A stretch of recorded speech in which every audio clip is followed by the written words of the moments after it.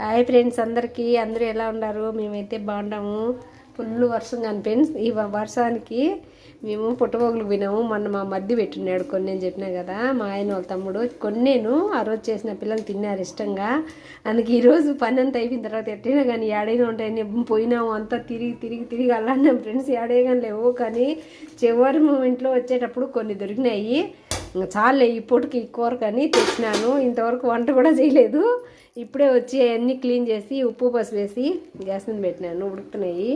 ఈరోజు మా ఇంట్లో పుట్టగొడుగుల కూర, అన్నం చేయాలి ఫ్రెండ్స్. మీ ఇంట్లో కూరలు అన్నాలు అయిపోయినాయా ఫ్రెండ్స్?